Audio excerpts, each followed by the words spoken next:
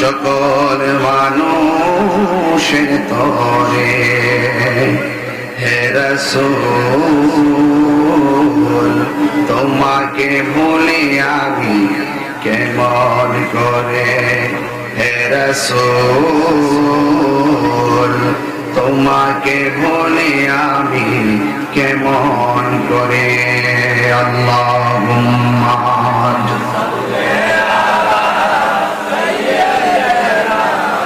মাওলানা মুহাম্মদ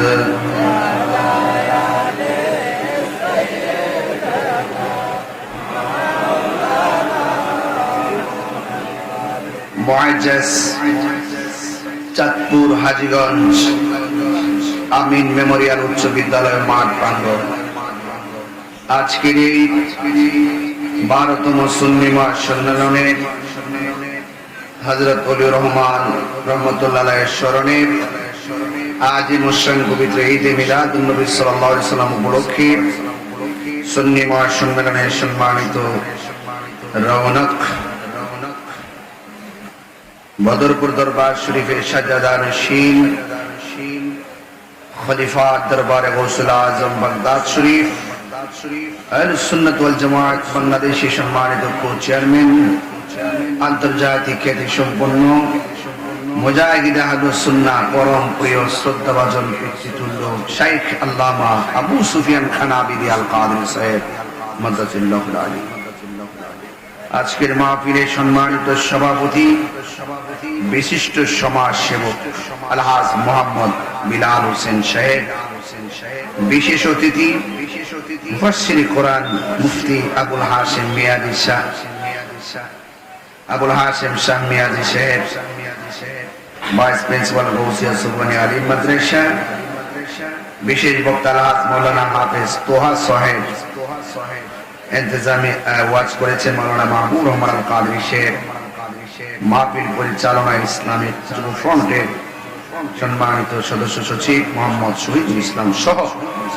ওয়া মুবাল্লিগিন উলামায়ে কেরাম যে আল্লাহ রাব্বুল আলামিন আমাদের সকলকে আজ মুসলিম মাহফিলে আসার বসার সুযোগ দিয়েছেন সেই জন্য শুকরিয়া তারি করি আলহামদুলিল্লাহ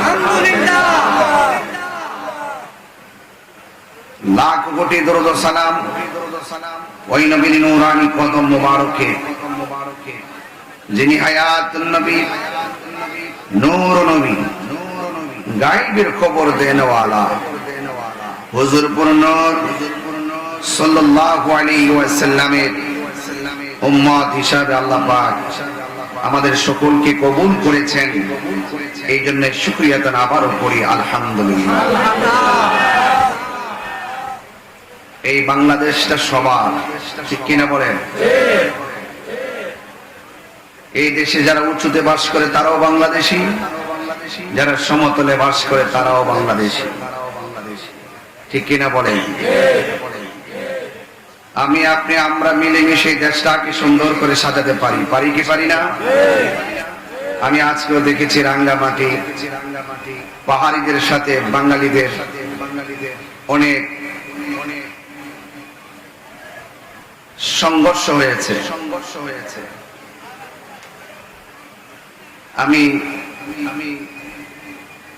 আমি যতটুকু জানি পাহাড়িরা প্রতি শনিবার হলে তাদের পক্ষ থেকে ওই রাঙ্গামাটির বিভিন্ন জায়গায় বাজার জমে পাহাড়িরা যখন বাজার নিয়ে বসে বাঙালিরা সেখান থেকে বাজার ক্রয় করে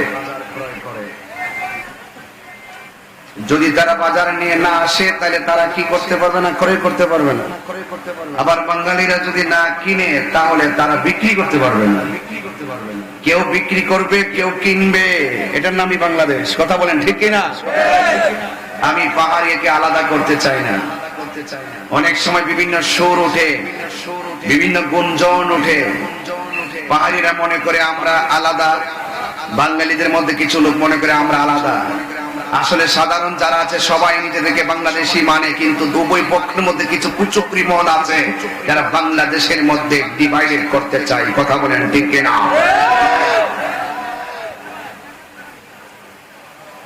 পাহাড়িরও বাংলাদেশি, বাঙালিরও বাংলাদেশি। এখানে কোন ধরনের সংঘর্ষ হোক সেটা আমরা চাই না, সকলে মিলেমিশে থাকতে চাই। কথা বলেন ঠিক কিনা? পাহাড়িদের মধ্যে যারা বৌদ্ধ আছে এবং আমাদের মধ্যে যারা মুসলমান আছে, দেখেছি বৌদ্ধদের পক্ষ থেকে মসজিদ একটা ভেঙে ফেলা হয়েছে, মুসলমানদের পক্ষ থেকে তাদের একটি উপাসনা ভেঙে ফেলা হয়েছে। এই নিয়ে সংঘর্ষে কয়েকটা প্রাণ চলে গেছে, এটা আমরা আশা করি না। এই বাংলাদেশে মসজিদ থাকবে মসজিদের জায়গায়, গির্জা থাকবে গির্জার জায়গায়, মন্দির থাকবে মন্দিরের জায়গায়। যে যেই ধর্ম পালন করে সেই ধর্মের উপাসনা করবে। কথা বলেন ঠিক কিনা?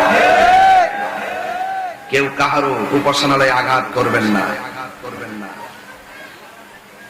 যেইভাবে খুনাখুনি আর রাহাজানি আর মারামারি চলছে, সাম্প্রদায়িক দাঙ্গা যেইভাবে প্রতিদিন ঘটছে, বাংলাদেশটা একটা ধ্বংসস্তূপে পরিণত হচ্ছে। কথা বলেন ঠিক কিনা?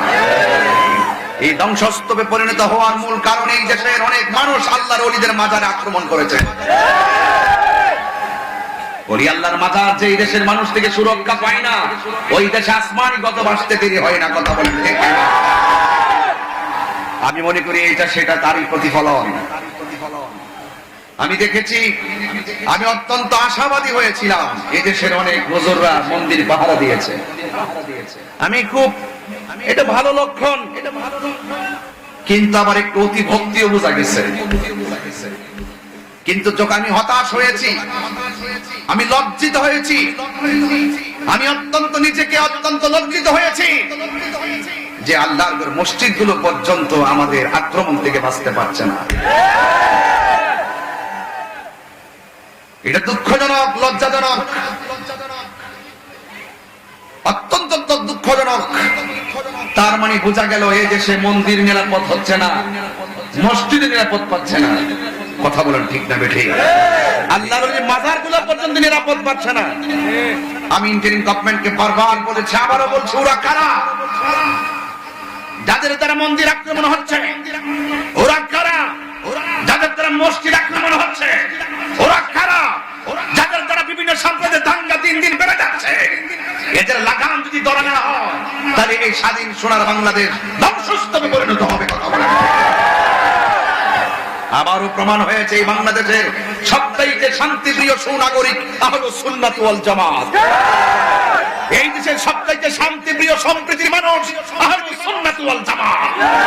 এই দেশের সবচাইতে শান্তিপ্রিয় সুফিবাদী মানুষ আহলুস সুন্নাত ওয়াল জামাত। আমরা প্রমাণ করেছি আহলুস সুন্নাত ওয়াল জামাত সন্ত্রাসীতে বিশ্বাসী নয়, মারামারিতে বিশ্বাসী নয়। যে যত ধরনের কৌশল করেই বক্তব্য দেব না কেন, একমাত্র রাজনৈতিক চেয়ারের জন্য বক্তব্য দেয়। যখন এই চেয়ার প্রশ্নবিদ্ধ, এই চেয়ারের উপর যখন তাদের প্রশ্ন আসে, তখন তারা আর এদের সেদিক খুঁজে পাওয়ার সময় পায় না। আমরা সুন্নি জামাতের চেয়ারের জন্য লালায়িত নয়, আমরা এই দেশের শান্তি চাই, এই দেশের মানুষের অধিকার চাই, এই দেশের মানুষকে শান্তিতে দেখতে চাই, এই দেশের মানুষকে বিশ্বের দরবারে একটি সুনাগরিক হিসেবে প্রতিষ্ঠা করতে চাই। দখলদারিত্বের তাণ্ডব লীলা আর পরাশক্তির কবলে বাংলাদেশ ধ্বংসস্তূপের দিকে চলে যাচ্ছে। আমি আপনি সকলকে সজাগ থাকতে হবে। শেষ পর্যন্ত কথা একটাই, বাংলাদেশকে উদ্ধার করতে হবে। বাঙালির পক্ষ থেকে যদি এই দেশকে নিয়ে চক্রান্ত করা হয় আমরা রুখে দিব। পাহাড়ের পক্ষ থেকে যদি এই দেশকে নিয়ে ষড়যন্ত্র করা হয় আমরা রুখে দিব। আমরা চাই পাহাড়িরা বাংলাদেশী, বাঙালিরা বাংলাদেশী, পরাশক্তির কবল থেকে এই বাংলার জমিনকে আমরা ধরে রাখবো, প্রয়োজনে আমাদের জীবন দিব। কথা বলে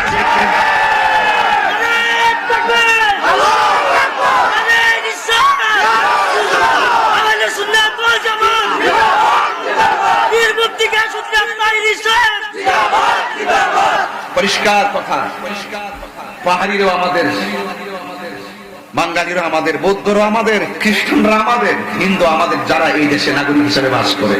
কথা বলেন ঠিক না বেঠিক? সবার নিরাপত্তা নিশ্চিত করতে হবে।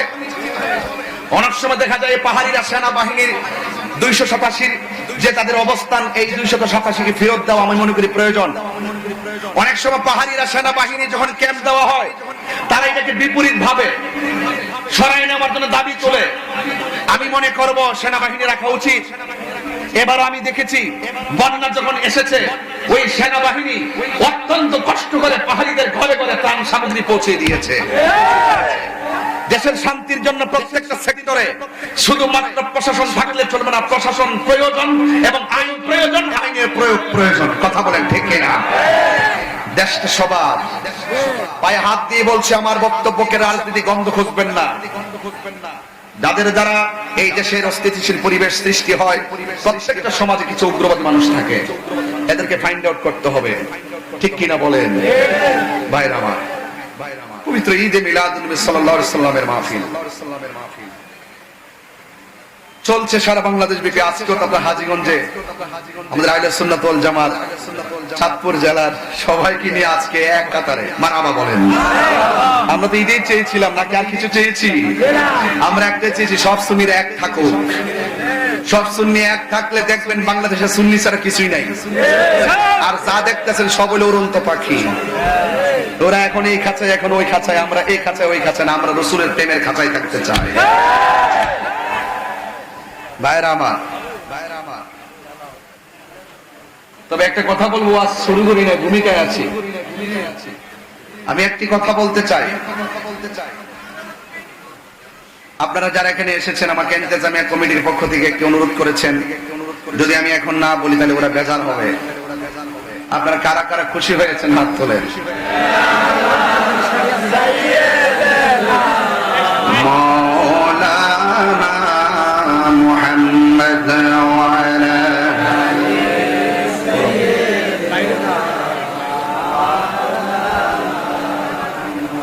লা ইলাহা ইল্লাল্লাহ, লা ইলাহা ইল্লাল্লাহ, লা ইলাহা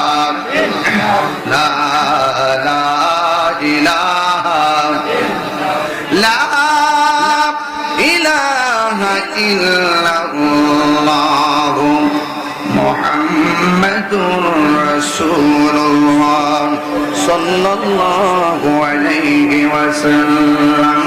জবান খুলে বলেন আলহামদুলিল্লাহ। সবাই সুবহানাল্লাহ, তাড়াতাড়ি করেন। সুবহানাল্লাহ, লা ইলাহা ইল্লাল্লাহ, সুবহানাল্লাহ, আলহামদুলিল্লাহ, লা ইলাহা ইল্লাল্লাহ, বলো লা ইলাহা ইল্লাল্লাহ, লা ইলাহা ইল্লাল্লাহ, বলো লা ইলাহা ইল্লাল্লাহ, লা ইলাহা লা ইলাহা ইল্লাল্লাহ, লা ইলাহা ইল্লাল্লাহ,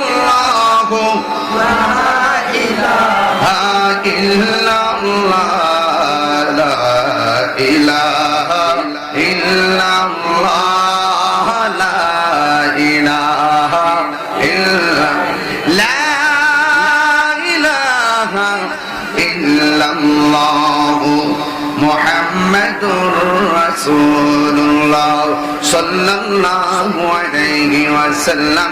জবান খুলে বলুন সুবহানাল্লাহ। আমার যুবক ভাইরা, আলোচনা শুরু করে দিলাম। আকাশের মনটাও বেশি ভালো না। যতক্ষণ আমি আলোচনা করব মনোযোগ দিয়ে শুনবেন। এই মাসটার নাম হলো রবিউল আউয়াল। ইদানিং একটা বিষয় বড় ভালো লাগছে, বাংলাদেশে জামাত ইসলাম আছে না নাই? এমনে না হেমনে আমরা কিন্তু রাগ করি না। যে কোনো ভাবে কেউ সিরাতুন নবী মাহফিল করে 12 রবিউল আউয়াল, কেউ সিরাতুন নবীর ব্যানার দিয়ে জুলুস করে। আমরা এদের মতো এত একরুখা না যে বেদাতি ফতোয়া দিব। যে কোনো ভাবে তোমরা নবীর স্মরণ করো, আমরা খুশি। এই জন্য আবার দেখলাম বাংলাদেশের যেই সমস্ত হুজুররা ঈদে মিলাদুন নবীকে নিয়ে ফতোয়া দিত, ঈদে মিলাদুন নবী নিয়ে ফতোয়া দিত, ইদানিং দেখলাম তারাও ঈদে মিলাদুন নবীকে সমর্থন দিচ্ছে। আমি একটাই কথা বলেছি, দিন শেষে আহলুস সুন্নাত ওয়াল জামাতের পতাকায় আকাশে উড়বে, কথা বলেন ঠিক কিনা? আমাদের মধ্যে কোনো মুনাফিকি নাই, আমাদের মধ্যে অনেক মুহাক্কিক আলেম আছে। কেউ আছে কোরআনের আয়াতের অর্থ তুলে, কেউ আছে তাফসীর করে, কেউ আছে শুধুমাত্র দালালি করে, আবার আহলে সুন্নাত ওয়াল জামাত শুধুমাত্র দলিলের জোরে কথা বলে, ঠিক কিনা? আমি একটা কথা বলতে চাই, আপনারা জানেন ব্রাহ্মণবাড়িয়া কসবাতে মিলাদুন নবী সাল্লাল্লাহু আলাইহি সাল্লামের জুলুসের মধ্যে আক্রমণ করেছে, 50 থেকে 60 জন মানুষ আহত হয়েছে। বিজয়নগরে ঈদ মিলাদুন নবী সাল্লাল্লাহু আলাইহি সাল্লামের জুলুসের মধ্যে পিকআপে আগুন ধরিয়ে দেওয়া হয়েছে। ছোট ছোট বাচ্চারা এটার ভিতরে ছিল, পিঠের মধ্যে আগুন লেগে গেছে। এইভাবে তারা আক্রমণ করে রক্তাক্ত করে দিয়েছে। আমি মনে মনে ভেবেছিলাম বাংলাদেশে এই বুঝি একটা সুন্দর সময় আসছে আলেমরা ঐক্যবদ্ধ হওয়ার, কিন্তু দেখলাম এই সত্য মিলাদুন নবীতে আক্রমণ করে দিয়ে তারা পার্থক্য হয়ে গেছে। এভাবেই যদি চলতে থাকে এই দেশের মধ্যে হক কায়েম হবে না। খেলাফতের কথা বলে যারা মানুষের গায়ে আগুন লাগায়া দেয়, খেলাফতের কথা বলে যারা মানুষের জশ্নে জুলুসে আক্রমণ করে রক্তাক্ত করে, তাদের মুখের মধ্যে ইসলাম আছে, অন্তরের মধ্যে ইসলাম নাই। কারণ নীল নদের পানি যেমন নীল না, তাদের মুখের ইসলামও ইসলাম না।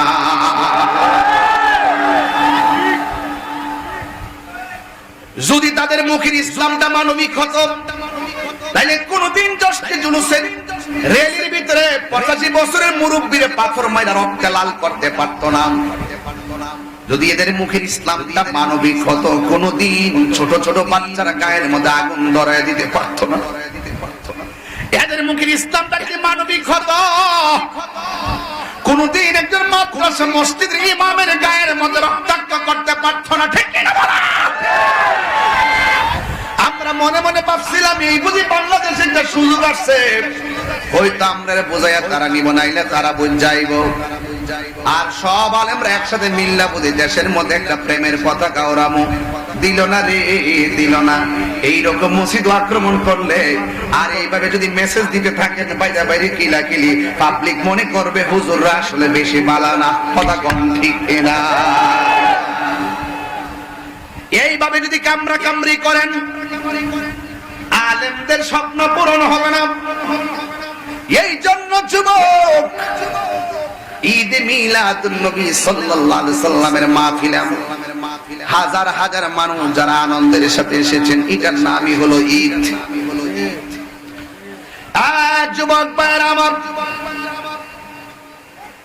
আল্লাহ রাব্বুল আলামিন কোরআনুল কারীমের মধ্যে বলেছেন, একটা কথা মনে রাখবেন, অনেকে বাংলার জমিনে বলেন ঈদুল ফিতর আর ঈদুল আজহা ছাড়া কোনো ঈদ নাই।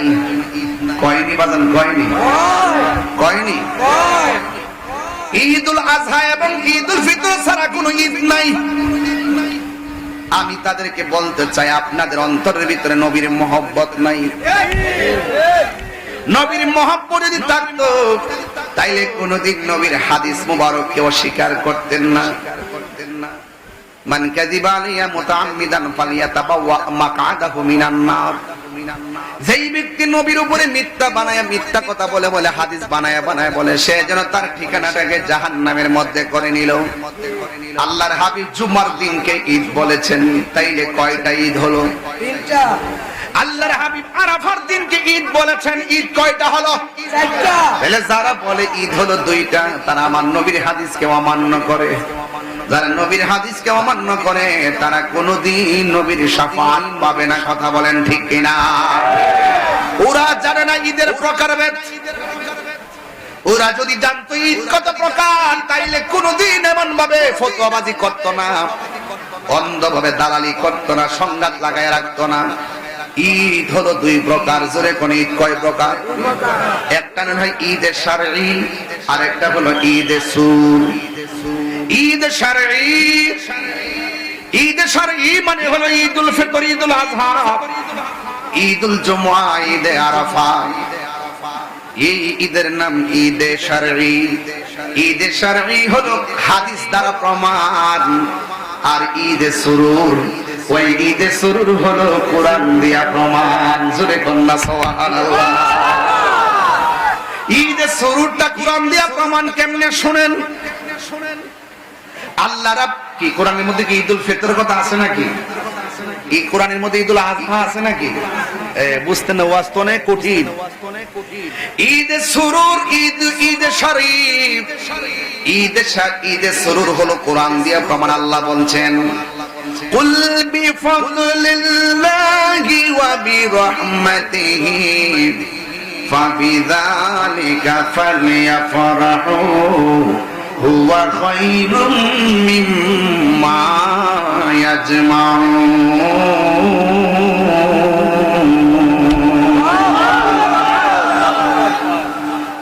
আমি বলেছি ঈদে সুরুর কোরআন দিয়া প্রমাণ, আর ঈদে শারঈ, ঈদুল ফিতর, ঈদুল আযহা, ঈদে আরাফা, ঈদুল জুমআ, ঈদে হাদিস দ্বারা প্রমাণ। সুবহানাল্লাহ কোন কি লেখা? ঈদে সুরুর আল্লাহ বলছেন আমি আল্লাহর পক্ষ থেকে তোমরা যদি কোনো ফজল পাও তোমরা আনন্দ করো। তাইলে বোঝা গেল ফজল পাইলে আনন্দ করতে হবে, এটা কোরআনে আছে না? না। রাইসুল মুফাসসিরিন আব্দুল্লাহ ইবনে আব্বাস রাদিয়াল্লাহু তাআলা আনহু বলেছেন আল্লাহ যে বলছেন ফজল পাইলে আনন্দ করো, এই ফজল মানে হলো ইলম। ফজল মানে কি? ইলম দুই প্রকার, ইলমু ইলমান। ইলম প্রথমত দুই প্রকার, একটা হলো ইলমে যাহির, আরেকটা হলো ইলমে বাতিন। বালাগাত মানতিকের কায়দায় ইলম আবার দুই প্রকার, একটা ইলমু তাসাব্বুর, একটা ইলমু তাসদীক। আর তরিকতের ভাষায় ইলম চার প্রকার, একটা ইলমে শরীয়ত, তরিকত, হাকিকত, মারিফত। শরীয়ত, তরিকত, হাকিকত, মারিফত। আবার এই ইলম গুলার বাইরেও আরো কিছু ইলম আছে। এই ইলম অর্জন করতে গেলে মাদ্রাসায় যাওয়া লাগে না, আল্লাহর ওলিদের গেলে এই ইলমটা পাওয়া যায়। ওই ইলমটার নাম হলো ইলমে লাদুনী। জোরে জোরে কি সুবহানাল্লাহ বলা যাবে না? আল্লাহু আকবার।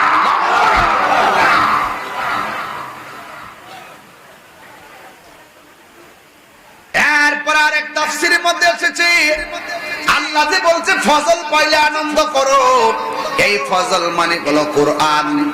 এখন আপনারা হাজীগঞ্জের মানুষ বলেন কোরআন পাইয়ে আমরা খুশি না বেজার? আর জোরে কোন খুশি না বেজার? যদি কেউ বলে কোরআন পাইয়ে আমরা খুশি না, তার ভিতরে গন্ডগোল আছে না নাই? আল্লাহ রাব্বুল আলামিন কোরআনে বলেছেন ইন্না নাহনু নাযালনা যিকরা ওয়া ইন্না লাহু লাহাফিজুন।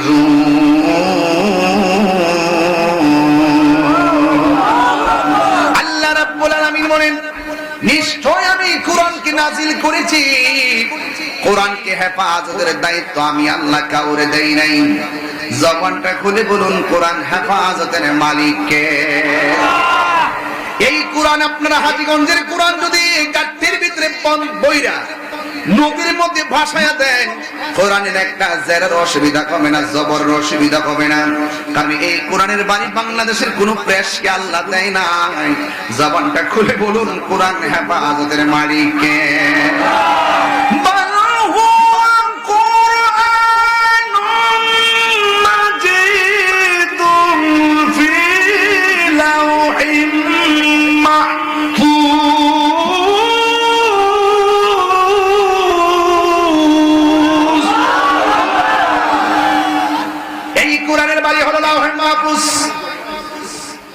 দুনিয়ার সব কোরআন যদি গাট্টি বান্দা ফালায় দেন কোরআনের কোনো অসুবিধা নাই। কোরআন লাউহে মাহফুজে অঙ্কিত, মোহরাঙ্কিত, সংযোজিত। এই কোরআনের মধ্যে যারা পরিমাণ কোনো সন্দেহ নাই।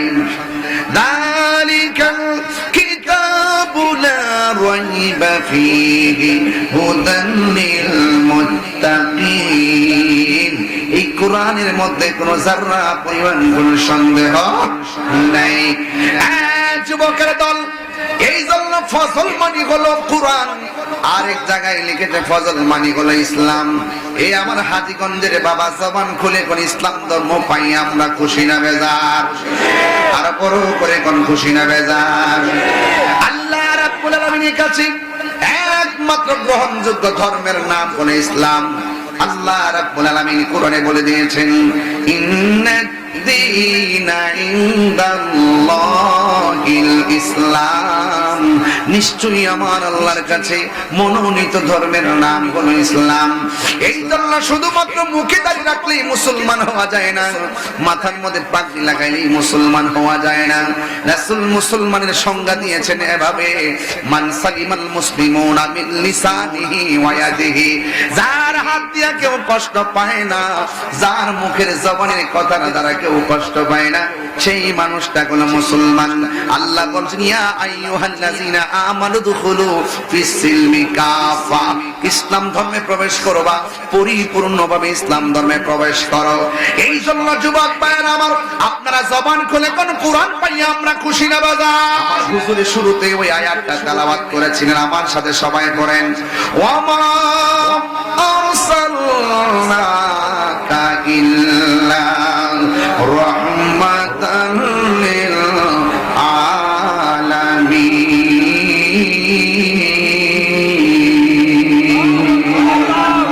আমার নবী, আপনার নবী গোটা জাহানের জন্য রহমত। এই রহমত পাইলে আনন্দ করো। এই ঈদের নাম ঈদে শরী না, এই ঈদের নাম হলো ঈদে সুরুর। ঈদে সুরুর করতে গেলে ইবাদত লাগে না, ঈদে সুরুর করতে গেলে নামাজ লাগে না, ঈদে সুরুর আদায় করতে গেলে রোজাও লাগে না। আজকে যারা ফতোয়া দেয়, পাবলিকে ধোঁকা বানাইতে চায়, ঈদুল ফিতরের নামাজ আছে, ঈদে মিলাদুন নবীতে নামাজ আসেনি, ঈদুল ফিতরের ঈদুল আজহাতে কুরবানি করে, ঈদে মিলাদুন নবীতে কুরবানি করেনি। এইভাবে পাবলিকে বোকা বানাইতে চায়। ও যুবকের দল, মনে রাখবা, ঈদে সুরুর করতে গেলে নামাজ লাগে না। আজকে দেখেন তো, ঈদুল ফিতরের মধ্যে যদি কেউ নামাজ পড়তে না যায়, তাইলে আপনারা বলেন গুনাহ হবে কি হবে না? ঈদুল ফিতর না গেলে গুনাহ হবে, ঈদুল আজহাতে না গেলে গুনাহ হবে। দুইটা ঈদ আদায় করা হলো ফরজ, কথা কোন ঠিক কিনা?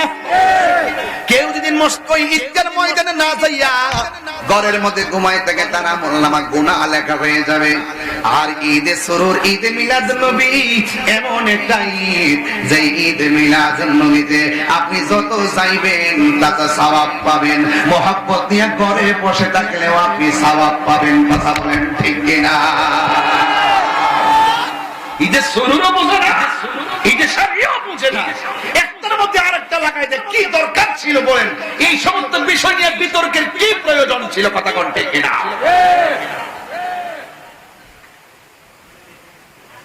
মুস্তাহাব বুঝে না, মুস্তাহসান বুঝে না,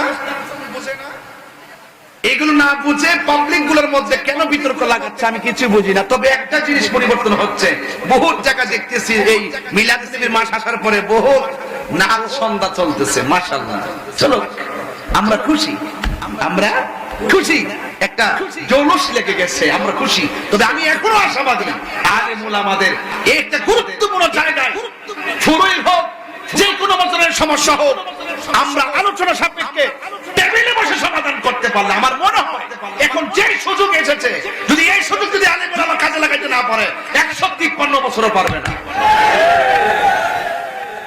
জুলুসের মধ্যে আক্রমণকে রক্তাক্ত করে আপনি বিভাজন সৃষ্টি করেছেন, এগুলো করবেন না, এগুলো ভালো লক্ষণ নয়। মনে রাখবেন, খুব সতর্ক থাকবেন। আমি কোথায় কথা বলতেছি আপনি নিশ্চয়ই বুঝতেছেন। বলুন, রাসূলকে পাইয়া আমরা খুশি না বেজা? খুশি। কোরআন পাইয়া খুশি না বেজা? ইসলাম পাইয়া খুশি না বেজা? এই খুশি খুশি যে বলতেছেন, এটা নাম ঈদ। ইসলাম পাইয়া কি আমরা একদিন খুশি না প্রতিদিন খুশি? কোরআন পাইয়া কি একদিন খুশি না প্রতিদিন খুশি? নবী পাইয়া কি একদিন খুশি না প্রতিদিন খুশি? এটার নামই তো ঈদ, এটার নাম ঈদে সুরুর। এটার নাম কি? ঈদে সুরুর। আমাদের জীবনে অনেক প্রসঙ্গ আছে আনন্দিত হওয়ার, এটার নাম ঈদে সুরুর। ঈদে সুরুর বুঝতে হবে, ঈদে শারঈ বুঝতে হবে। ঈদে শারঈ হাদিস দ্বারা প্রমাণিত, ঈদে সুরুর কোরআন দিয়ে প্রমাণিত। আমি কি বোঝাতে পেরেছি? এগুলো বুঝতে গেলে আরো ভিতরে ঢুকতে হবে। সহজ সরল ভাষা না, এগুলো ইলমি কথা এবং বোঝার মতো কথা বলছি। যুবক ভাইয়ের আমার, সকলে আপনারা সবাই জবান খুলে বলুন, আমার নবী এসেছে, আমরা খুশি না বেজার? আরো বড় করে খুশি না বেজার? এই জন্য হযরতে বারা ইবনে আযিব রাদিয়াল্লাহু তাআলা আনহুকে প্রশ্ন করেন, হে বারা ইবনে আযিব রাদিয়াল্লাহু তাআলা আনহু, আমার নবীর চেহারাটা কি তলোয়ারের মতন চকচক করত? তিনি বললেন, না না, আমার নবীর চেহারা তলোয়ারের মতো চকচক করত না, আমার নবীর চেহারা মোবারক চাঁদের চাইতে আরো সুন্দর। হযরত জাবির ইবনে সামুরা রাদিয়াল্লাহু তাআলা আনহু বলেন, আমি একদিন রাতের বেলা নবীর কাছে গেলাম, নবী পাকের কাছে গিয়ে দেখলাম আমার নবী লাল রঙের চাদর পরে তিনি বসে আছেন। আমার নবী যখন চাদর পরে যখন তিনি বসে আছেন, একবার নবীর চেহারা মোবারকের দিকে তাকাইলাম, আর একবার আমি আকাশের জলজল চাঁদের দিকে তাকাইলাম। আমি যখন নবীর চেহারা মোবারকের দিকে তাকাইছি, আবার যখন আকাশের চাঁদের দিকে তাকাইছি, আমি তাকায় দেখলাম আমার নবীর চাঁদের চাইতে আরো সুন্দর। আম্মা জান আয়েশা সিদ্দিকা রাদিয়াল্লাহু তাআলা আনহাকে প্রশ্ন করা হয়, আয়েশা, ও আয়েশা গো, আপনি তো নবীর সঙ্গে ঘর সংসার করেছেন, আমার নবীর চেহারাটা কেমন ছিল? আয়েশা সিদ্দিকা রাদিয়াল্লাহু তাআলা আনহা ডাক দিয়ে বলে, শোনো শোনো, ইউসুফ নবীর দেখতে যাইয়া মিশরের মেয়েরা ফল কাটতে গিয়ে আঙ্গুল কেটে ফেলেছে, টের পাই নাই। ওই মজলিসে যদি তারা আমার নবীকে দেখতো, শুধুমাত্র আঙ্গুল নয়, তাদের কলিজাটা কাইটা খান খান কইরা ফেলাইতো, যারা পরিমাণও তারা টের পেত না। এরপর আমার নবীকে প্রশ্ন করে, আয়েশা, আমার নবীর চরিত্রটা কেমন ছিল? আয়েশা সিদ্দিকা রাদিয়াল্লাহু তাআলা আনহা বলেন, গোটা কোরআন শরীফটাই হইল আমার নবীর চরিত্র। কোরআনের যে আবার পেশার অক্ষরে যেমন সন্দেহ নাই, আমার নবীর চরিত্রের মধ্যেও কোনো কলঙ্কের দাগ নাই। জোরে কোন সুবহানাল্লাহ। সেই নবী রাহমাতুল লিল আলামিন ওই দুনিয়ার মধ্যে তাশরীফ এনেছেন এই রবিউল আউয়াল মাসে। আম্মা জান আমেনা রাদিয়াল্লাহু তাআলা আনহা বলেন, ডাক দিয়ে বলতেছেন, আমি দেখেছি সদ্যজাত একটা নূরের পুতুল আমার সামনে এসেছেন। আমি তখন নবীকে ধরার জন্য গেলাম, তখন নবীর ফুফু আম্মা সুফিয়া ডাক দিয়ে কয়, আমি দেখলাম আমার নবী দুনিয়াতে আসার পরে আমি দেখলাম গুনগুন করে নবী দুইটা স্লোগান দিয়েছে। একটা স্লোগান দিয়েছে, আমি সাক্ষ্য দিচ্ছি আল্লাহ ছাড়া কোনো মাবুদ নাই। 2 নম্বর সাক্ষী দিতেছে, আমি নবী হলাম আল্লাহর রাসূল। এখন যারা বলে 40 বছর পরে নবুয়তি পাইয়া নবী হয়েছেন, তারা এই কথাগুলো কেমনে অস্বীকার করবেন? নবী আমার বলে নবীর বয়স 9 বছর মতন করে 10 বছর, আমার নবী রাস্তা দিয়ে হাইটা যাইতেছে, আমার নবী বলছেন ওই পাথরটাকে আমি এখনো চিনি, যেই পাথরটা আমাকে রাস্তার মধ্যে সালাম দিয়েছে। পাথর আমার নবীকে নবী মনে কইরাই শৈশবে সালাম দিয়েছে। আজকে আমরা যারা নবীকে নবুয়তের আগে নবী ছিল না মর্মে ক্যানভাস করতে চাই, আমার মনে হয় আপনারা ভুল পথে আছেন। এই যদি থাকে আপনাদের ঈমানের ধন্য দশা, তাইলে একদিন আপনাদের বেহাল দশা হয়ে যাবে। কথা বলেন ঠিক কিনা? এই জন্য আম্মা যারা আমেনা বলেন, আমি দেখলাম নবী দুনিয়াতে আইসা 2টা স্লোগান দিয়েছে, আল্লাহ ছাড়া কোনো মাবুদ নাই, আমি নবী হইলাম আল্লাহর রাসূল। এই যুবক মা আমেনা নবীকে এই রবিউল আউয়াল মাসে ধরতে গেলেন। মা আমেনা বলে, আমি তাকে দেখলাম জান্নাতের 4টা মহিলা, একটা মহিলা হলো পৃথিবীর সবচাইতে বড় সুন্দরী, যার নাম হলো হযরতে মা হাওয়া। 2 নম্বর মহিলার নাম মা আসিয়া, 3 নম্বর মহিলা মা হাজেরা, 4 নম্বর মহিলা হলো মা মারিয়াম। এই 4টা মহিলা আমার নবীর আকাশের দিকে উড়ায় আল্লাহু আকবার না কেন? কিছুক্ষণ পরে আল্লাহর হাবিব একটা দোলনার মধ্যে আইনা শুয়ায়া দিল। মা আমিনা বলেন, আমার নবী দুনিয়াতে খতমা হইয়া এসেছেন। আমার নবী বলে, আমি খতমা হইয়া দুনিয়ার মধ্যে এসেছি, আমার নবীর লজ্জাস্থান কেউ দেখে নাই। মা আমিনা বলে, আমার নবীর গায়ে মোবারকের ভিতরে জান্নাতের জামা মোবারক। আব্দুল্লাহ ইবনে আব্বাস রাদিয়াল্লাহু তাআলা আনহু বলেন, যখন আমার নবী দুনিয়াতে এসেছে, আকাশ থেকে আইনা একটা দুলনার মধ্যে শুয়াইছে। আমি দেখলাম দুলনাটা বিনা বাতাসে লড়তেছে, বিনা বাতাসে একবার উত্তরে যায়, দক্ষিণে যায়। আমি মনে মনে ভাবতেছি, বিনা বাতাসে দুলনাটা লড়ে কেন? আমি একদিন নবীর জিজ্ঞাসা করছি, নবী গো, ও মায়ার নবী, আপনি যখন ছোটবেলায় দোলনার মধ্যে ছিলেন, আপনার দোলনাটা বিনা বাতাসে লড়াচড়া করছিল, আর আপনার দোলনা শুধু লড়ে নাই, আপনার দোলনা যখন উত্তরে যায়, আকাশের চাঁদ উত্তরে যায়, আপনার দোলনা যখন দক্ষিণে যায়, আকাশের চাঁদ দক্ষিণে যায়। ইয়া রাসূলুল্লাহ, ইয়া হাবিবাল্লাহ, এই দোলনা মুবারক কেন লড়ছে? ওই নবী ডাক দিয়ে কয়, ছোট গো, আমার দোলনাটা বিনা বাতাসে লড়ে নাই, আমার দোলনাটা যিনি লড়াইছিল তিনি হলো হযরত জিবরাইল আলাইহিস সালাম। এই দুনিয়ার কোন মানুষকে আমার দোলনার খেলার সাথী বানাই নাই আমার আল্লাহ। আমি নবীর সম্মানে আকাশের চাঁদকে আমার খেলার সাথী বানায়া দিছি। আর বড় করে কন্যা আল্লাহু আকবার। রহমতে আলম নূরে মুজাসসাম, রহমতে আলম নূরে মুজাসসাম, সাহাবীরা তোর বানায় ওই নবীকে, গাম বলো সাহাবীরা তোর বানায় ওই নবীজির গাম। চিনো জানো মানো কেমন আমার নবীজি, যাহার প্রেমে পাগল চন্দ্র তারকারাজি। বলো চিনো জানো মানো কেমন আমার নবীজি, যাহার প্রেমে পাগল চন্দ্র তারকারাজি। তোমরা আরো শুনবানি হাজীগঞ্জবাসী, আরো শুনবানি হাজীগঞ্জবাসী, জান্নাতের রুমে রুমে লেখা নবীর নাম। বলো না, জান্নাতের রুমে রুমে লেখা নবীর নাম। উস্তুনে হান্নানা একটা খেজুর গাছের নাম, যাকে ধরে খুতবা দিতেন রাসূল আকরাম। বলো না, উস্তুনে হান্নানা একটা খেজুর গাছের নাম, যাকে ধরে খুতবা দিতেন রাসূল আকরাম। গাছটা নবী বিরহে কাঁদিতে রহে, নবী বিরহে কাঁদিতে রহে। হতবাক হইল যত সাহাবায়ে কেরাম। বলো না, হতবাক হইল যত সাহাবায়ে কেরাম। বলো না, রহমতে আলম নূরে মাশাআল্লাহ গাম। বলো না, সাহাবীরা আতর বানায় ওই নবীজির গান। আমার যুবক ভাইরা কি বলবো নবীর শান।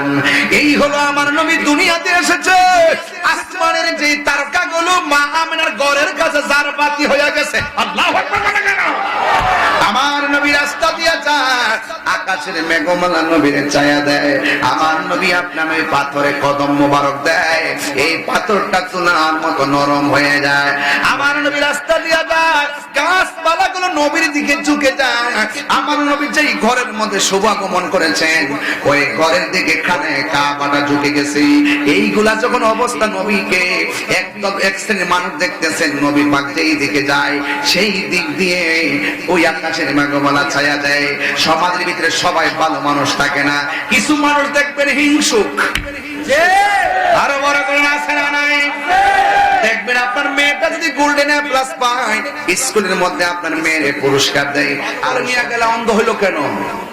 তখন মেয়েটা বলতেছে, আমি মুহাম্মদকে মুহাম্মদ সাল্লাল্লাহু আলাইহি ওয়াসাল্লামকে মারতে গেছিলাম, যখন ছুরিটা দিয়ে আঘাত করবে এই মুহূর্তে আমি অন্ধ হয়ে গেছি। তখন মেয়েটা তো আর মনে মনে কয়, যদি আমি এখন বলি যে আমি মুসলমান হয়েছিলাম, আমার বাপ তো বলে আমারও ধরব। এই জন্য কুপন ডাককে বলতেছে, বাবা কি দরকার ছিল যাকে আসমানের মেঘমালা ছায়া দেয় তাকে মারার জন্য? আরে এত কথা কইছ তাড়াতাড়ি চোখের মধ্যে ওষুধ দেয়। অনেক কবিরাজের কাছে গেছে, ডাক্তার ওষুধ না, যত ওষুধ লাগাই ব্যথা শুধু বাড়ে। ব্যথা কমে না বাড়ে? তো পাশের মানুষ, আরে ব্যথা তো ভালো জিনিস, এমন ভাবে কান্না শুরু করছে, কান্নার মধ্যে কোনো মায়া নাই, মানে এমন কান্নার কোনো সুরও নাই, কান্নাও বেরস, ব্যথাও কঠিন। পাশের বাড়ির মানুষ করছে এটারে লয়ে যাচ্ছেন এর বেপতার জ্বালা ঘুমাইতে পারি না, কান্না কোন আসল নাই সচল নাই, লয়ে যান দিকে। শত হইলে তো মেয়ে, মেয়ে কি বাপরে ফালাইতে পারে? কথা কেনা, মেয়ে বাপরে ফালাইতে পারে? এই দেশে দেখবেন হাজীগঞ্জের মধ্যে দেখবেন যত মেয়ে আছে, মেয়েরা বাবার ভক্ত হয়ে বেশি। কথা কন ঠিক কিনা? তো মেয়েটা ডাক দিয়ে কয়, আপনারা কষ্ট নিয়েন না, আমার বাপের ব্যথা তো ভালো হচ্ছে না, এখন আমিও তো অনেক চেষ্টা করতেছি, আমার 2টা দিন সময় দেন, যদি 2 দিনের ভিতরে যদি ভালো না হয় তাহলে আমি এমন জায়গায় নিয়ে যাবো যেখানে কোনো মানুষ নাই, আমার বাপে কানলে কানবো। মেয়েটা তখন ইচ্ছা মতো ওষুধ লাগায় আর ব্যথা বাড়ে। হঠাৎ করে মেয়েটা তাহাজ্জুদ পড়ার পরে যখন ঘুমাইছে, ঘুমের পরে স্বপ্নে দেখতেছে কে যেন বলতেছে, তোর বাপের চোখের মধ্যে দুনিয়ার সব ওষুধ লাগাইলেও ভালো হবে না, যেই নবীকে মারতে গেছে সেই নবীর কদম মুবারকের ধুলা মুবারক লাগা, তোর বাপের চোখ ভালো হয়ে যাবে। এই আওয়াজে মানি না সুরে কোন আল্লাহু আকবার বলেন, ইয়া রাসূলুল্লাহ। তুমি জীবন, তুমি মরণ, আধার ঘরে তুমি আপন, তুমি জীবন, তুমি মরণ, আধার ঘরে তুমি আপন, তুমি মোদের পারের তরি, তুমি মোদের পারের তরি, তুমি দানে কোরআনে ওয়ালা ইয়া রাসূলুল্লাহ, ইয়া রাসূলুল্লাহ, ইয়া রাসূলুল্লাহ। সবাই তুমি মোদের আশার আলো, তাই তো তোমায় বাসি ভালো, তুমি মোদের আশার আলো, তাই তো তোমায় বাসি ভালো, আর হৃদয় নামের ফুলদানিতে, হৃদয় নামের ফুলদানিতে গেতে রেখেছি প্রেমের মালা, ইয়া রাসূলুল্লাহ, ইয়া হাবিবাল্লাহ, ইয়া রাসূলুল্লাহ, ইয়া হাবিবাল্লাহ, ইয়া রাসূলুল্লাহ। একটা জবানও বন্ধ রাখবেন না, মোহাম্মদে মায়ার সুরে বলুন সুবহানাল্লাহ। ওই মেয়েটা রাতের বেলা যেই মাত্র ঘুমাইছে গো, ঘুমের ঘরে স্বপ্ন দেখেন কে যেন তারে ডাকিয়া বলেন, এই দুনিয়ার ডাক্তার কবিরাজের এই ওষুধ লাগাইলে তোর বাবার চোখ ভালো হবে না, যদি তোমার বাবার চোখ ভালো করতে চাও, যেই নবীকে ছুরি লইয়া মারতে গেছে ওই নবীর কদম মুবারকের ধুলা মুবারক লাগাও। মেয়েটার চোখ ঘুমটা ভেঙে গেছে আর মনে মনে ভাবতেছে, আমার বাবা গেছে নবীরে মারার জন্য, আর আমি যদি নবীর কাছে বাবার জন্য কদম মুবারকের ওষুধ চাই তাইলে আমার নবী আমাকে দিবে কিনা। এই নিয়ে যখন মেয়েটা মনে মনে চিন্তা করে, আমার বাবা নবীরে মারতে গেছে, আমি নবীর কাছে কেমনে কোন মুখ নিয়ে চাইবো, এই কথা ভাবতে ভাবতে মেয়েটা আবার মনে মনে ভাবতেছে, আমার নবী দিবে না কেন, আমার নবী তো শুধুমাত্র একজনের রহমত নয়, আমার নবী তো গোটা কুল কায়নাতের জন্য রহমত। ইল্লা রাহমাতাল লিল আলামিন।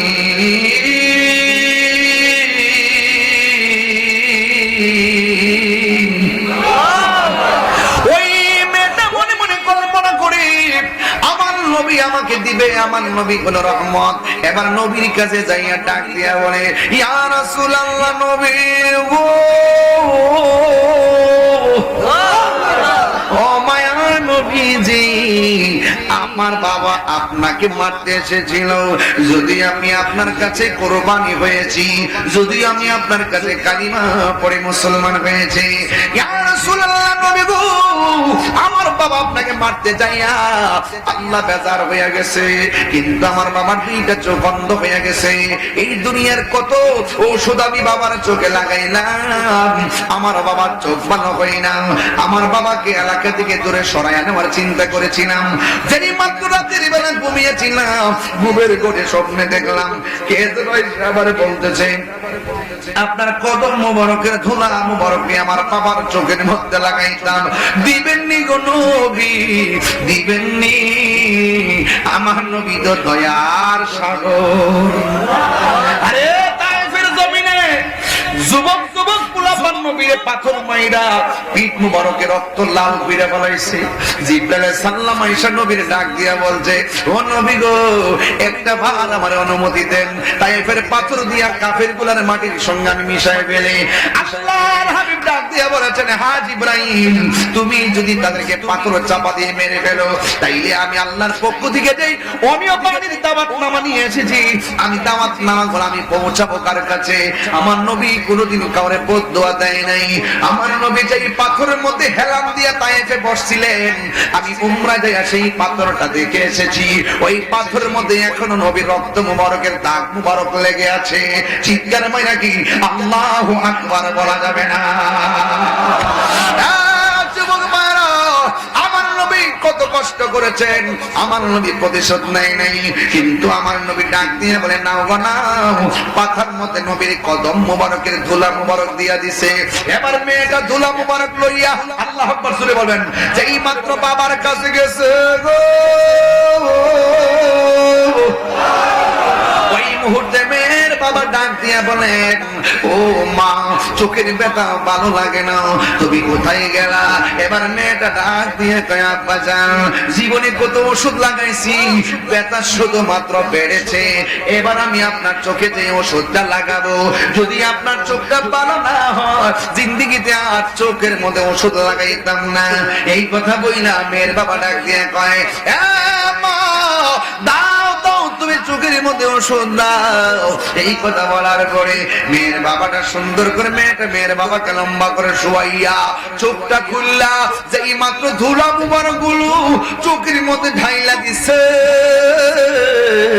ওই মুহূর্তে দুইটা চোখ ঠান্ডা ঠান্ডা লাগে। মেয়ের বাবা ডাক দিয়ে, আম্মা গো, কোথায় থেকে তুমি কোন ওষুধ আনছো? জীবনে কত ওষুধ তুমি আমার চোখের মধ্যে লাগাইছো গো মা, চোখের ব্যথা শুধুমাত্র বেড়েছে। কোন ওষুধ তুমি আমার চোখের মধ্যে লাগাইলা? আমার চোখ দিগো ঠান্ডা ঠান্ডা লাগে, আমার চোখ দিগো আরাম আরাম লাগে। মেয়েটা ডাক দিয়ে, কি বাবা,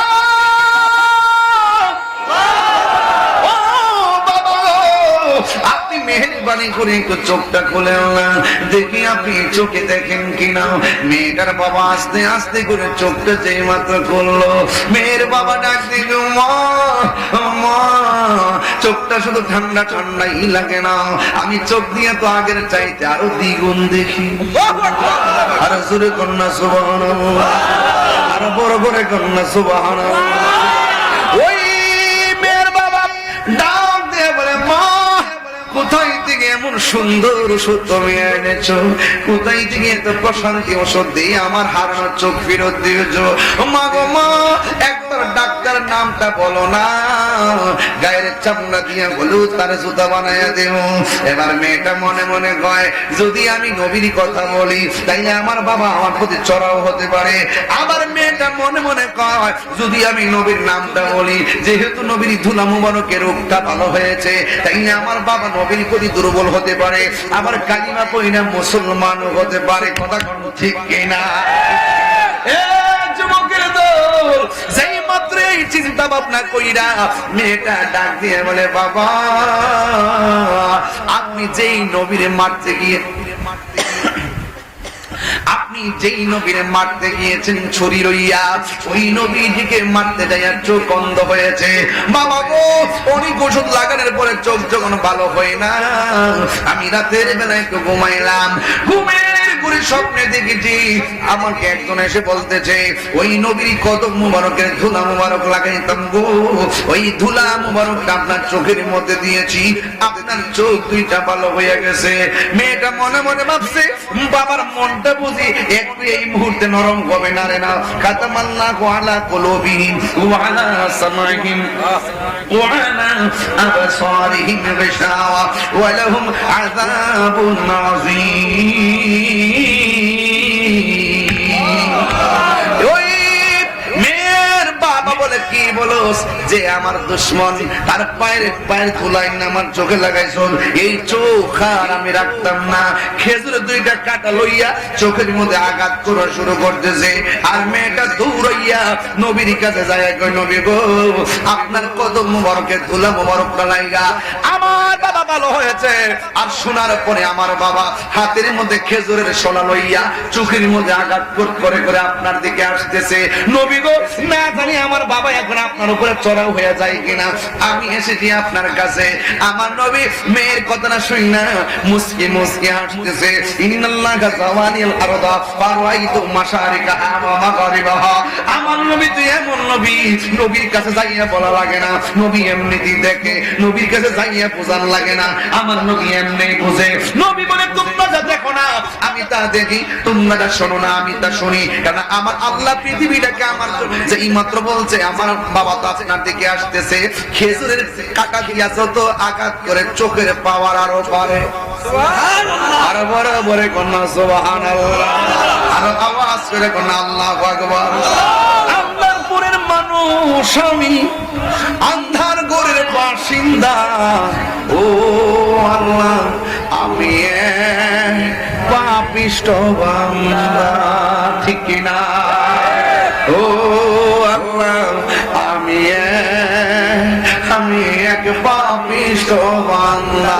ও আল্লাহ রাইত হইলে ডরাই, রাইত পোহাইলে ডর বয়স কলি বুইলা যায়, দিন রাইতে তোমার বান্দার কলবে যে আল্লাহ কয়টারে ঘুমাইছো সবাই, দিনে রাইতে তোমার বান্দার কলবে যেন পায়, আল্লাহ রাইত হইলে ডরাই, রাইত পোহাইলে ডর বয়স কলি বুইলা যায়।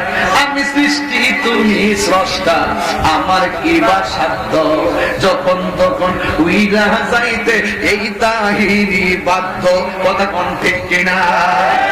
আমি সৃষ্টি তুমি স্রষ্টা, আমার কি বা সাধ্য, যখন তখন উইরা যাইতে জীবের জীবন বাধ্য, সব ক্ষমতার প্রতিপাদ্য হর হামেশা গায়, আল্লাহ রাইত হইলে ডরায়, রাইত হইলে ডর বর্জ কলি বুইলা যায়। আবু সুফিয়ান খান আপনি হুজুর আমার বাজান কেন নবী নবী করে বিশ্বের ৬৭টা দেশে ঘুরলো, সারাটা জীবন নবী নবী কইরা কেন? আজকে ওয়াজে আয়েশা কইছে মিনহা খলাকনাকুম ওয়া ফিহা নুইদুকুম ওয়া মিনহা নুখরিজুকুম। কেন এত নবীর পাগল এই বৃষ্টির ভিতরে, এই হাজীগঞ্জের মুখে বাবা কোন জায়গা নাই? আরে আমিন মেমোরিয়াল হাতের স্কুলে কত ছাত্র পড়লো, কত শিক্ষক পড়াইলো, কত শিক্ষিকা পড়াইলো, কত ম্যানেজিং কমিটি গেল, কত অর্গানাইজিং কমিটি গেল, অ্যাডক কমিটি গেল। আজকে খবর লইয়া দেখেন এই হাজীগঞ্জের কত গুরুস্থানের ভিতরে এখানের বহুতগুলা মানুষ এতিম হইয়া পড়ে রইছে, বৃষ্টির পানিতে কোমর পর্যন্ত গলা হইয়া রইছে, গলা পর্যন্ত পানি, গলা পর্যন্ত পানি, কবরের ভিতরে একেবারে কোমর পর্যন্ত পানি। ওই কবরের ভিতরে হাড্ডি গুলা বাসতেছে, ওই কবরের ভিতরে ১ নম্বর হলো ঈমান, ২ নম্বর হলো আমল। ঈমান যদি না থাকে রে, আমলের গাঠি যদি না লইয়া যাইতে পারো, কবর বড় ডেঞ্জারাস জায়গা। ওই কবরের ভিতরে আমার নবী বলেন ওই কবরটা এমন একটা জায়গা, ওই জায়গায় পৃথিবীর কোনো বন্ধু যাবে না, তোমার সন্তান তোমার সম্পত্তির ভাগ নিবে, কিন্তু কবরের আযাবের ভাগ কেউ নিবে না। তোমার মৃত্যুর কষ্টের ভাগ তোমার পরিবারে কেউ নিবে না। এই জন্য কবর বড় ডেঞ্জারের জায়গা। ও বন্ধুরে, বাড়ির পাশে আলু লাগাইলে আলু আসবে, ধান লাগাইলে ধান আসবে, কিছুই যদি না লাগান কিছুই আসবে না। এই জন্য দুনিয়ার উপরে মাটির উপরে চইলা যদি তুমি ঈমান আনতে পারো, মাটির উপরে চইলা যদি আমল করতে পারো, মাটির নিচে গেলে আল্লাহ জান্নাতের গালিচা বিছাইয়া দিবে। আর মাটির উপরে চইলা দুর্নীতি কইরা, দেশের ভোগ মাইরা, বিদেশের টাকা পাচার কইরা, মাটির উপরে চইলা দুর্নীতি কইরা, মাটির উপরে চইলা সুদ খাইয়া, মাটির উপরে চইলা ঘুষ খাইয়া, মাটির উপরে চইলা মার বুকে লাথি মাইরা, মাটির উপরে চইলা গীবত কইরা, মাটির উপরে চইলা বুহতান কইরা, মাটির উপরে চইলা মুনাফিকি কইরা, মাটির উপরে চইলা মানুষকে ঠকাইয়া, মাটির উপরে চইলা গাঞ্জা খাইয়া, মাটির উপরে চইলা মানুষকে খুন কইরা, কবর দেশে যাইয়া নবীর শাফাআত পাওয়া যাবে না। কথা বলেন ঠিক কিনা? দুই হাত তুলে বলেন ঠিক কিনা?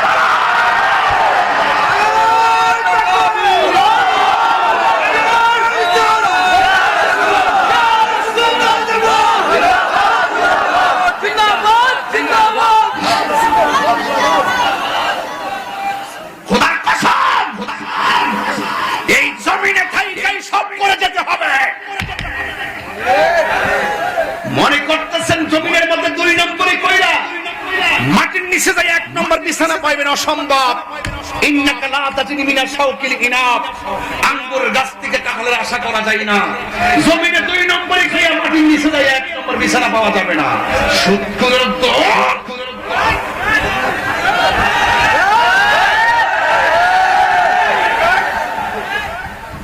ঘুষখোরের গোষ্ঠী, আজকে প্রত্যেকটা গরিব অসহায়, টাকা যেই দিকে দেন দরবার সেই দিকে। কথা কোন না কেন? গলা ছুরি লাগাই দিল গো। এই ঘুষখোরদের কারণে সমাজের ন্যায্য বিচার উঠে গেছে। ঘুষখোরদের কারণে, সুদখোরদের কারণে গরিব আরো গরিব হচ্ছে। এই সুদখোরদের কারণে মসজিদের ইমাম নির্যাতিত হচ্ছে। এই সুদখোরদের, ঘুষখোরদের কারণে স্কুল, মাদ্রাসা, ইউনিভার্সিটি সমস্ত ব্যবস্থাপনা ধ্বংসের দিকে চলে গেছে।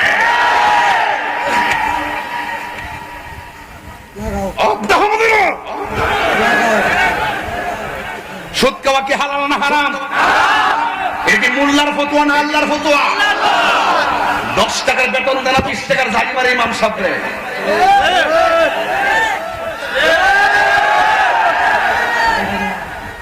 এখানে ইমাম আসেনি কেউ? কো এদিকে কয় কো আসেনি দিয়া না? আজ তো লড়স না তো? হ্যাঁ, ইমামতি করো। বেতন কত? 7,000। বেতন কত? আচ্ছা দেন তো শরীরটা কি? এই ছেলেটা যদি মনে করে যে আমি ইমামতি করতাম না, শুধুমাত্র সিএনজি চালামো, 7,000 রুজি করবো নাকি 15,000? পারবনি। এরপরে মেহরাবটা পাহাড় দিয়ে রাখতেছে, কারণ যদি না দেয় তাহলে পারবো কটা। আর ওই ফইনিরা মনে করে এমনও খাইতে পানা থেকে মসজিদে বই রয়েছে। আরে মাটি কাটবো তো 20,000 টাকা রুজি করবো, আর সিএনজি চালাতে ছেলেটা 30,000 টাকা রুজি করবো। ঠিক কিনা বলেন? 7,000 টাকার বেতন দিয়ে 14,000 টাকা জারি মারে। মনে করছে, আরে হলেন না তো, মনে করছে মনে অসহায়, কি শেষ করে দিব নাকি? করে দু কি সুদ করবে কষি থেকে আমরা গায়ে লাগছে নাকি? কেউ কার কার গায়ে লাগছে হাত তোলেন। ওরে ওরে ওরে, আরে করতেছে রে, শাস্তি রে, মারে লেছি দি।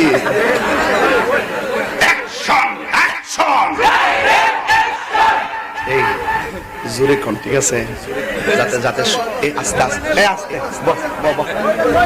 আস্তে, যাতে সুদখোরের কল্যাণটা সিরা জায়গা। অ্যাকশন অ্যাকশন, সুদখোরের বিরুদ্ধে, ঘুষখোরের বিরুদ্ধে, দুর্নীতির বিরুদ্ধে অ্যাকশন অ্যাকশন,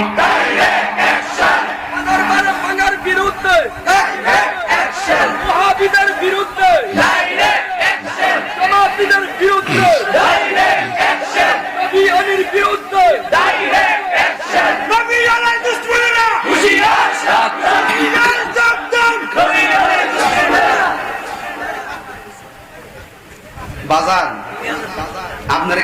রাগ করছে, বাদান কুষা করছে।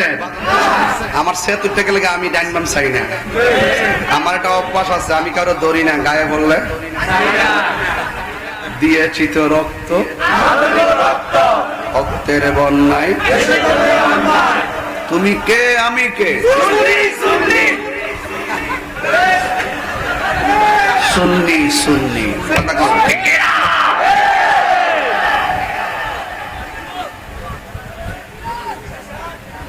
কষ্ট হচ্ছে আপনাদের? খালি একটু খেলা দিচ্ছি মান গরম। আলহামদুলিল্লাহ বলেন।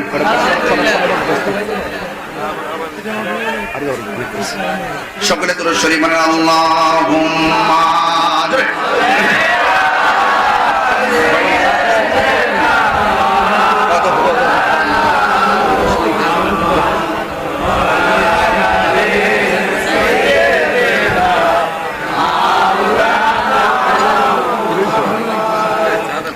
সবাই মহব্বতে বলেন লা ইলাহা ইল্লাল্লাহ।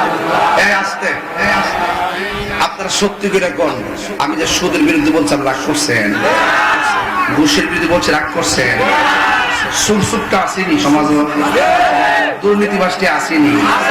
আমি অত কথা কইছি যে বাইরে পাচার করছি ফিরে আমার লাগে সব ডিপার্টমেন্টে দেশে ফিরে আয় উঠতে কথা কোন ঠিক না বেড়ে দেশের মাইরা বিদেশে পাঠায় 20টা বাড়ি জুতো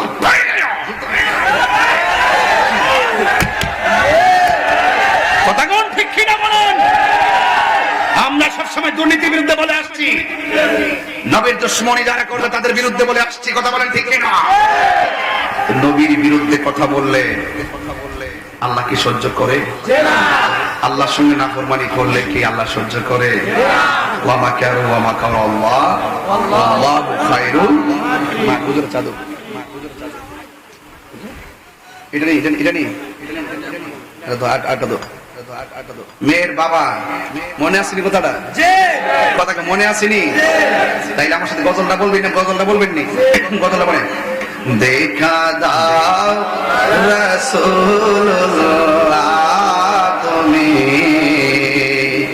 কাঁদে আশিক তোমার, আছো শুয়ে মদিনায় তুমি কাঁদে আশিক তোমার, রাসূলুল্লাহ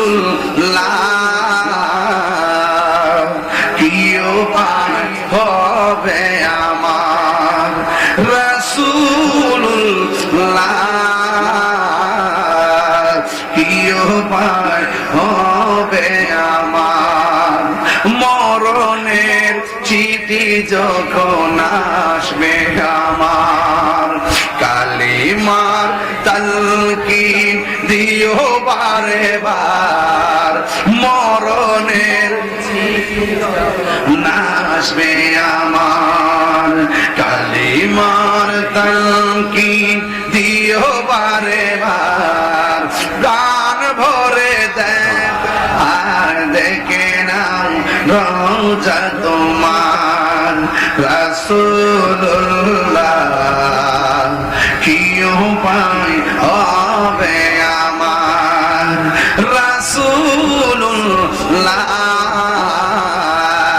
কি উপায় হবে আমার, ওই মদিনার পথের ধুলি মাখতাম আমি পেলে শর্মা বলে, ওই মদিনার পথের মাখতাম আমি পেলে শর্মা বলে, ফিরে পেত নয়ন নূরের আধার, দেখে নাও রওজা তোমার, রাসূলুল্লাহ কি উপায় হবে আমার, রাসূলুল্লাহ কি উপায় হবে আমার, মেয়েটা ডাক দিয়ে কয় বাবা গো আপনার চোখের মধ্যে আঘাত করবেন না, নবী আপনারে করুণা করেছে, নবী আপনার প্রতি রহমতের নজর করেছে, এমন বেহায়াপনা এমন নির্লজ্জতা করবেন না, আপনি কৃতজ্ঞতা জ্ঞাপন করেন, শুকরিয়া আদায় করেন। না না না, যে আমার দুশমন তার পায়ের ধুলা লাইগা আমার চেহারা চোখ ভালো হওয়ার কোনো প্রয়োজন নাই, হাতের মধ্যে এমন ভাবে আঘাত করতেছে, যত আঘাত করে চোখের জ্যোতি আরো বাড়ে আর বাড়ে। নবীর সামনে যেই মাত্র গিয়েছে ওই আমি আর এই চোখটা রাখতাম না, তখন আমার আল্লাহ হাবিবের কাছে জিবরাইল আইসা ডাক দিয়ে কয় ইয়া রাসূলুল্লাহ নবী গো আপনি তারে বইলা দেন যে এই চোখের ভিতরে হাবিবুল্লাহর চোখে পায়ের কদম মুবারকের ধুলা মুবারক লাগার পরে চোখের মোহ ঔষধ হয়ে গেছে, এই চোখে যদি আঘাত করুক না কেন এই চোখ আর জিন্দেগিতে অন্ধ হবে না। যেই নবীর ধুলা মুবারক লেগে অন্ধ চক্ষু ভালো হয়ে যায়, আর তোমার পায়ের ধুলা যদি তোমার আমার পায়ের ধুলা যদি বালা চোখের মধ্যে লাগায় অন্ধ হয়ে যাবে, আর আমার নবীর ধুলা মুবারক অন্ধ চোখের মধ্যে লাগাইছে অন্ধ চোখ ভালো হয়ে গেছে, তার মানে প্রমাণ হয়ে গেল আমার নবীজি কারো মত নয়। কথা কোন ঠিক কিনা?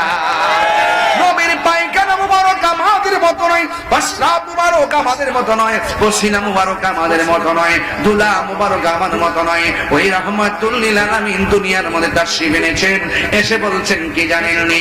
আল্লাহ রাব্বুল আলামিন কোরআনুল কারীমের মধ্যে বলেছেন মা আতাকুমুর রাসূলু ফাখুযুহু ওয়া মা নাহাকুম আনহু ফান্তাহু।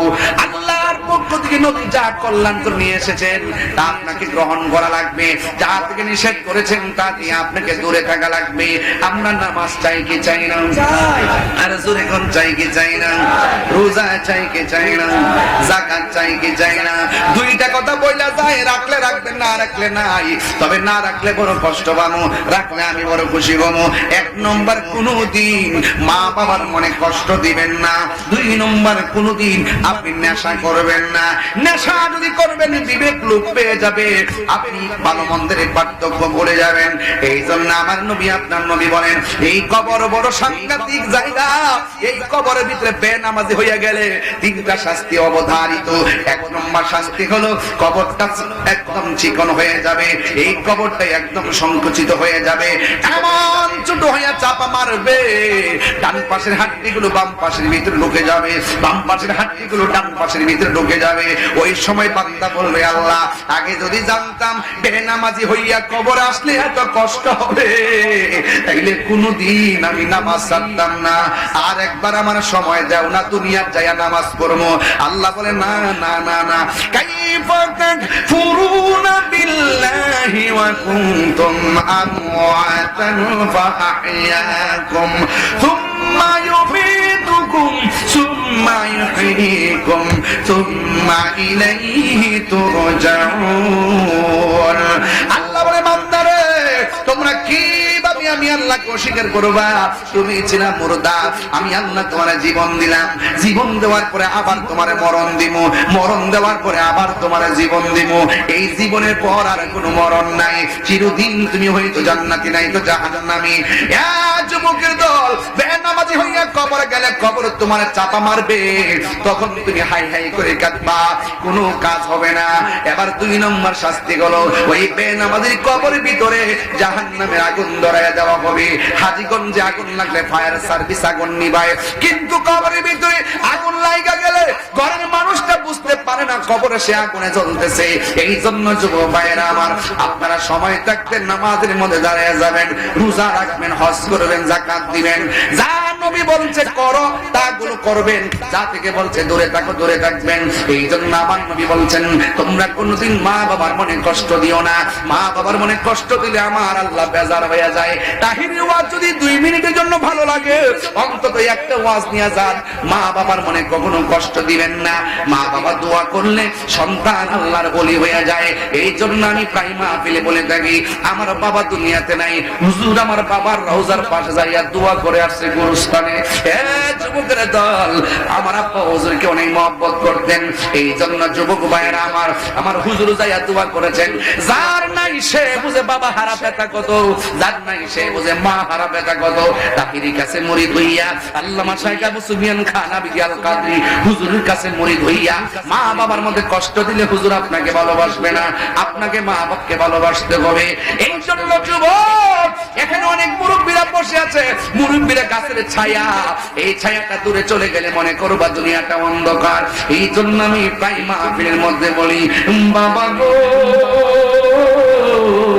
বাবা, বাবা গো বাবা, বাবা তুমি কেমন আছো ছোট মাটির ঘরে, তোমার কথারই হৃদয় মাঝে বারে বারে, বাবা গো বাবা, বাবা গো বাবা, কত আদরে কত স্নেহ তোমার কাছে পেলাম, সব কিছু হারিয়ে আজকে নিঃস্ব হয়ে গেলাম। কত আদরে কত স্নেহ তোমার কাছে পেলাম, সব কিছু হারিয়ে আজকে নিঃস্ব হয়ে গেলাম। ভালোবাসি তোমায় বাবা, বুকুটা যে যাইছি রে, ভালোবাসি তোমায় বাবা, বুকুটা যে যাইছি রে, তোমার কথার হৃদয় মাঝে পড়ছে বারে বারে, বাবা গো বাবা, বাবা গো বাবা, মা তুমি আমার আগে যেও না গো মরে, আমি কেমন করে দেব মাটি,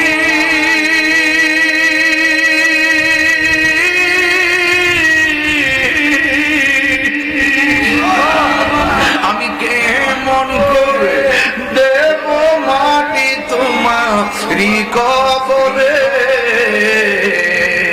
মা তুমি আমার আগে যেও না গো মরে।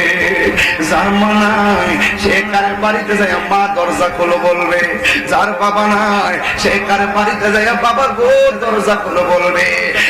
হাজীগঞ্জের মানুষ, বাবা যদি না থাকে, মা যদি না থাকে, আগামীকাল গুরুস্থানের মধ্যে যায় বলবা, ও আল্লাহ আমার আব্বা আম্মার কবরে চলে গেছে, দুনিয়ার ডাক্তার সেবা করতে পারি নাই, আল্লাহ আমার আম্মার কবরটাকে তুমি জান্নাত বানিয়ে দাও।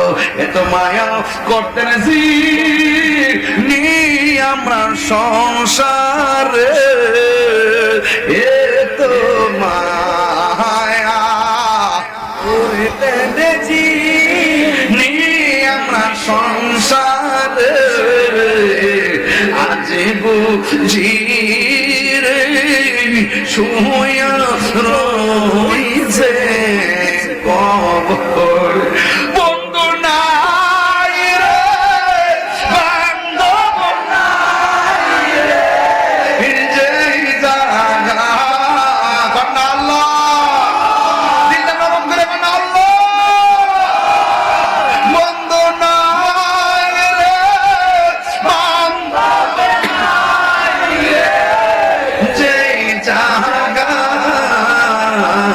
সেই জায়গারি বন্ধু নবী মুস্তাফার, সেই জায়গারি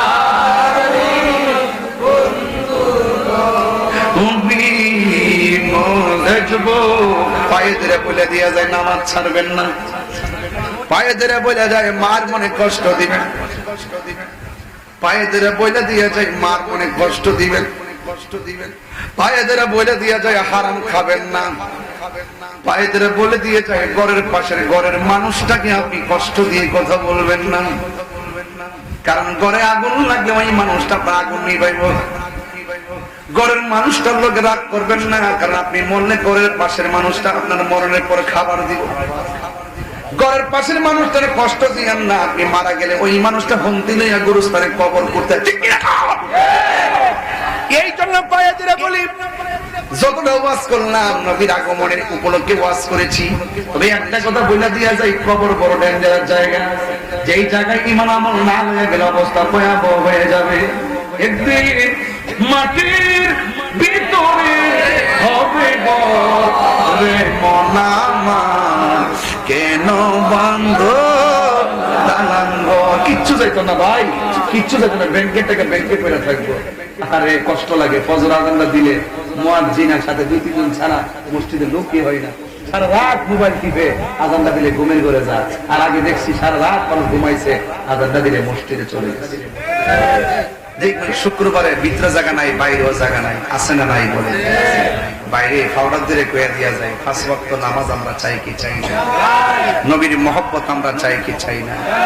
এই যুবক, হারাম খায়েন না, হারাম খায়েন না। আর সুদ করে মসজিদের সভাপতি বানায়েন না। আল্লাহ দোয়া দিয়া কই, দরকার হয় 5 ওয়াক্ত নামাজ যে পড়ে মুখে দাঁড়িয়ে আছে, দরকার হয় সে মাছ মারে বাড়ি কাটে, এটারই বানাবেন মসজিদের সভাপতি। কথা আপনারা কি রাগ করেছেন আমার সাথে? রাগ করেছেন? তাই আজকে থেকে সুদ করে কোন সুদ করে মসজিদ দায়িত্ব দেওয়া যাবে। এই কিছুদিন পরে দেখবেন তরুণদের হাতে মসজিদের নেতৃত্ব আসতেছে। কথা কোন ঠিক কিনা? এই যুবক বলবো, তোমরা আছো তো আমার সাথে ইনশাআল্লাহ? আমি কি বুড়ো হয়ে গেছি নাকি? এই যুবক আমাদের হুজুর কি বুড়ো হয়ে গেছে নাকি? এখনো চেনে বলে ঠিক কিনা, ঠিক না? এই আওয়াজ তো এখনো 12 বছরের বেড়া বইতে না। কথা ঠিক না? এটা কি গায়ের জন্য না প্রেমের জন্য? অনুরোধ করে বলে দিয়া যাই, সুদ খাওয়া যাবে, ঘুষ খাওয়া যাবে, নবীর বিরুদ্ধে কথা বলা যাবে, দুর্নীতি করা যাবে, মা বাবার মনে কষ্ট দেওয়া যাবে, নেশা করা যাবে। আরো আজকে বাকি আছে। অনেক চেষ্টা করছে আপনাদেরকে সামাজিক এবং ঈমানতান্ত্রিক কিছু কথা বলার জন্য। এরপরে যে সকালে বলেন যে কিতাব ওয়াজ করছে না করছে, মনে করবেন যে ওয়াজের টাইমে মোবাইল টিপছিল। একজন মহিলা আমারে, আসসালামু আলাইকুম বাবা, আমি তোমার একজন মা বলতেছি, তোমার কাছে একটা আবদার। তোমার আজানটা শুধু মোবাইলে শুনছি, আজকে আমি এই এলাকায় আছি, তাই আমি চাই তুমি আজানটা দাও, আর একটা গজল বলবা, আল্লাহ মহান, আল্লাহ মহান। চিঠি একটা এসেছে, চিঠির যুগ তো উঠে গেছে, চিঠির যুগ উঠে গেছে। মোবাইল গজব এসে চিঠির মায়া উঠে গেছে। আগে দেখছি সন্তানজন বিদেশ থেকে চিঠি পাঠাইতো, মা চিঠি বারবার পড়তো আর নামাজের মুসল্লায় কাঁদতো। কথা কোন ঠিক না? এখন আজান শুনলেই চলবো নাকি নামাজও লাগবো? নামাজ লাগবে কি লাগবে না?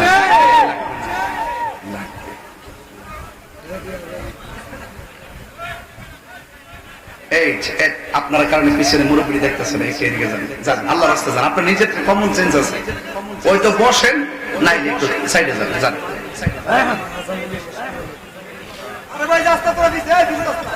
বস না বাবা, বস না, তোরা কি তা করেছিস?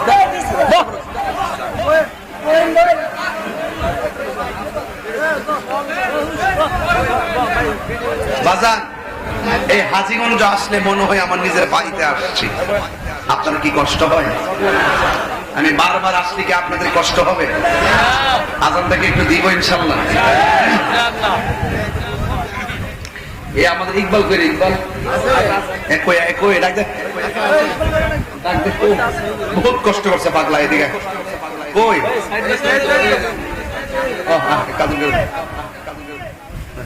আরেকটা গো, আরেকটা এটি অনেক কষ্ট করছে আমারে। এতে আছে না, প্রতিদিন 3 বার ফোন মারে। পরে আমি বলি যে আপনার মাহফিল কি হবে? কোচি হুজুর হবে। আমি কাউকে আরো 10 বার ফোন দিবেন, বিশ্বাস করে না। ঠিক আছে, ঠিক আছে, গুড। আরো আছে, আরো আছে, ওই যে আর সভাপতি সাহেব তো আজকে আছে আমার সাথে। মাশাআল্লাহ, আজানটা দিতাম।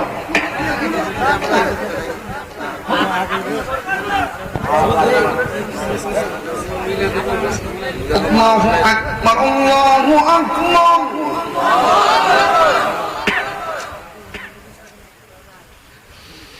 আল্লাহু আকবার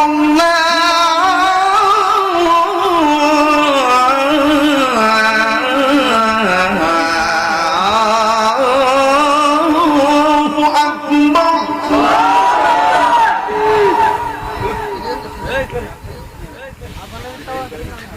আশহাদু আল্লা ইলাহা ইল্লাল্লাহ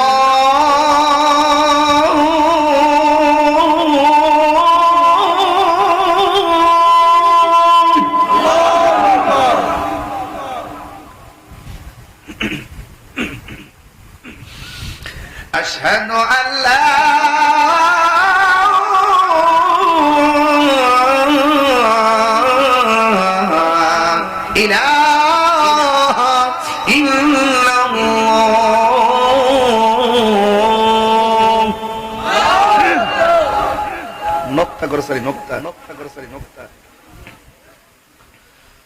أشهد أن محمدا رسول الله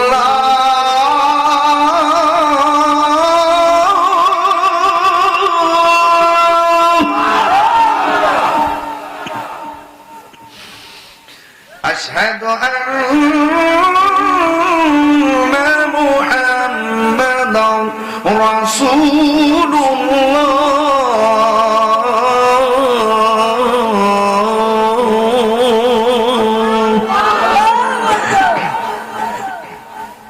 এখন যে আল্লাহু আকবারটা বলবেন, যে আওয়াজটা এখনো মাহফিলে করেন নাই, সেই আওয়াজটা বড় করে আল্লাহকে ডাক দিবেন। রাজি আছেন? হাইয়া আলাস সালাহ,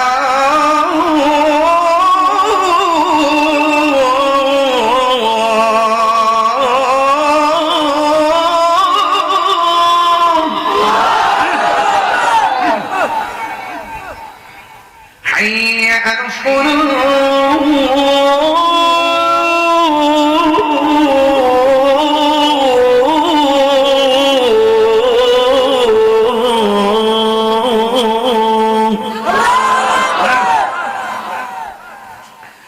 حي على الفلاح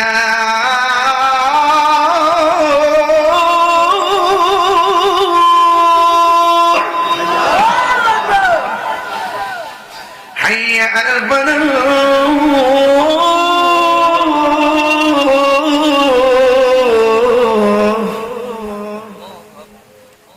আর পাইতে না বোকাল এক জায়গায় রাখবা, তুমি বাড়াইবা কমে ভাই নোকটা করবা, পছন্দ করি না। আলহামদুলিল্লাহ বলেন, আরো জোরে আলহামদুলিল্লাহ। আমরা নামাজ চাই কি চাই না? আরো জোরে বলেন, চাই কি চাই না? 5 ওয়াক্ত নামাজ পড়বেন, মা বাবার খেদমত করবেন, হারাম থেকে বেঁচে থাকবেন ইনশাআল্লাহ। আসেন দাঁড়িয়ে নবীর সালাম দিয়া